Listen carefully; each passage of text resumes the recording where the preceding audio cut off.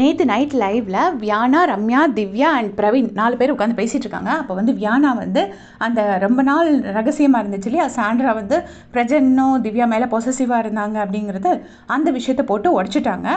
So அது எப்படி start ஆகுதுன்னா, சாண்ட்ராவோட அப்பாவோட டெத் டேட் இஷ்யூவோட ஸ்டார்ட் ஆகுது.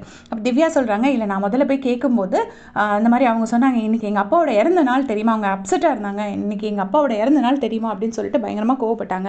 இப்போ எனக்கு எப்படி தெரியும்னு சொல்லிட்டு நான் பிரஜன் கிட்ட போய் கேட்டேன். பிரஜன் கிட்ட போய் கேட்ட உடனே அவர் சொன்னார், ஐயோ அது 7th or 8th இல்லை, ஜனவரி 7th or 8th இல்லை, அது ஏன் இன்னைக்கு அப்படின்னு சொல்லி அவர் சொன்னார். சொன்ன உடனே சரி நான் அப்போ திரும்ப போயிட்டு கிளாரிஃபை பண்ண வேண்டாம் அவங்க கிட்ட போயிட்டு அப்படின்னு சொல்லிட்டு நான் அதை விட்டுட்டேன் அப்படிங்கிறாங்க. அப்போ வியானா சொல்கிறாங்க, இல்லையே என்கிட்ட சொன்னாங்களே, இவங்களோட பிரச்சனையினால நான் தேவையில்லாமல் எங்கள் அப்பாவுக்கு அதை ப்ரேயர் பண்ணுறதுக்கு கூட நான் மறந்துட்டேன்னு சொல்லி சொன்னாங்களே அப்படின்னு சொல்லிட்டு சொல்கிறாங்க. ஆனால் சாண்ட்ரா என்ன சொல்லியிருக்காங்கன்னா, திருப்பி போய் திவ்யா கேட்கும்போது இந்த மந்த் பூரா எங்கள் அப்பா உடம்பு சரியில்லாமல் இருந்தாங்க அப்படிங்கிற மாதிரி சொல்லியிருக்காங்க போல இருக்கு. அதுக்கப்புறம் நான் அந்த எக்ஸ்ப்ளனேஷனுக்கு போகல, ஏன்னா மென்டலி அவங்க அப்செட்டாக இருந்தாங்கன்னு எனக்கு தெரிஞ்சுது. ஸோ நான் அதை அப்படி விட்டுட்டேன் அப்படின்னு சொல்லிட்டு திவ்யா சொல்கிறாங்க.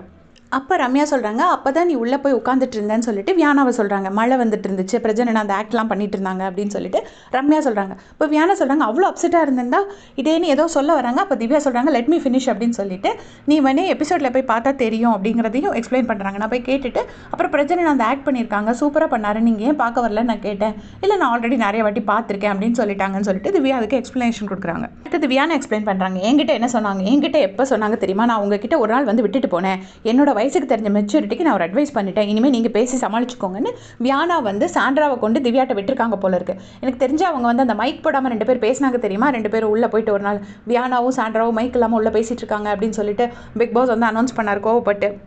அதுதான் பேசுகிறாங்க வியானா.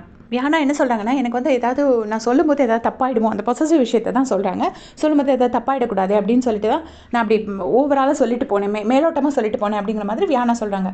அதுக்கு திவ்யா என்ன எக்ஸ்பிளைன் பண்ணாங்கன்னா, நீ அன்னைக்கே சொல்லியிருந்தா நான் கிழிச்சு தொங்க விட்டுருப்பேன் வியானா அப்படின்னு சொல்லிட்டு திவ்யா சொல்கிறாங்க. உடனே இல்லை பிரச்சனை, நான் வந்து அது எல்லாத்தையுமே வெளியில் அட்ரஸ் பண்ணிட்டாரு, பட் டீசெண்டான வேலை அவர் அதெல்லாம் அட்ரஸ் பண்ணிட்டார். நான் அந்த நிறைய இன்டர்வியூஸ்லாம் நான் பார்க்கல, பட் அவர் எல்லாமே கிளியராக அட்ரஸ் பண்ணி முடிச்சிட்டாரு அப்படின்னு சொல்லிட்டு வியானா அதுக்கு ஒரு க்ளோஷர் கொடுக்குறாங்க.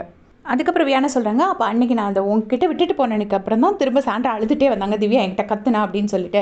ஸோ திவ்யா அவனே நான் எப்போ கத்துனேன் அப்படின்னு சொல்லி திவ்யா கேட்குறாங்க. அப்போ ரம்யா சொல்கிறாங்க, ஒரு வாட்டி கூட அவகிட்ட கத்துனதே கிடையாது திவ்யா, கத்தவே இல்லை அப்படின்னு சொல்லிட்டு ரம்யா அதுக்கு எக்ஸ்ப்ளனேஷன் கொடுக்குறாங்க. இப்போ வியானா சொல்கிறாங்க, அப்போவும் சொன்னாங்க இந்த மாதிரி எங்கள் அப்பாவோட டெத் ஆனிவர்சரி இவங்களால் என்னால் பண்ண முடியல, ப்ரேயர் கூட பண்ண முடியலன்னு சொல்லி சொன்னாங்கன்னு ரம்யா கேட்குறாங்க, எத்தனை வாட்டி தான் உங்கள் அப்பாவுக்கு டெத் ஆனிவர்சரி வரும் அப்படின்னு சொல்லிட்டு ரம்யா கேட்குறாங்க.